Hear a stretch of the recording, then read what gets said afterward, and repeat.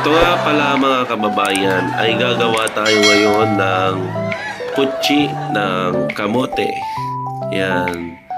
So, para makagawa tayo ng putchi na kamote mga kababayan, ay kailangan natin ng harina at saka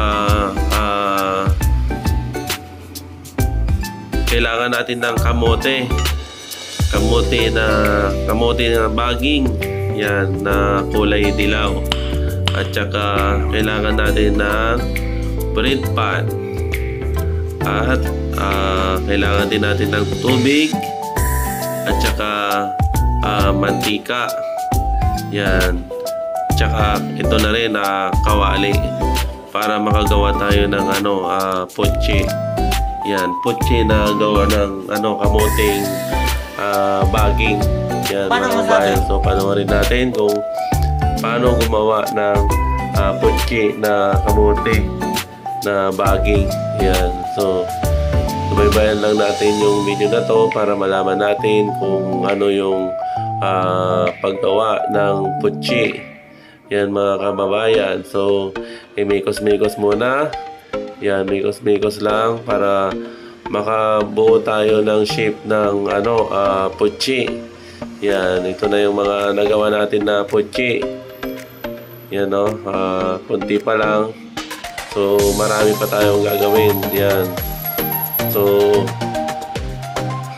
yan kailangan din pala mga kababayan yung itlog para yun ang mag-shape ng natin, ng gagawin natin putchi.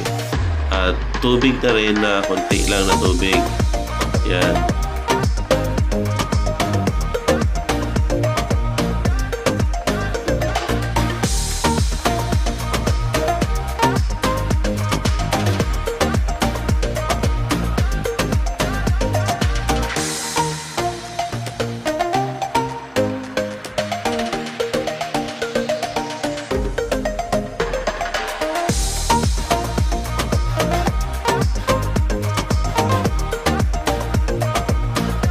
Ito na mga kababayan yung finished product ng putchi na nagawa. Yan, so titikman na natin kung ano ang lasa ng putchi na kamote. Yan. So lalasahan muna natin kung ano ang lasa.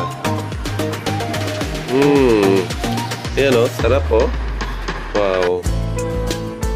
Sarap Yan. So testing lang muna to. Nagprito lang muna tayo ng konti para testing natin kung ano lasa at kung matikman natin kung masarap o hindi.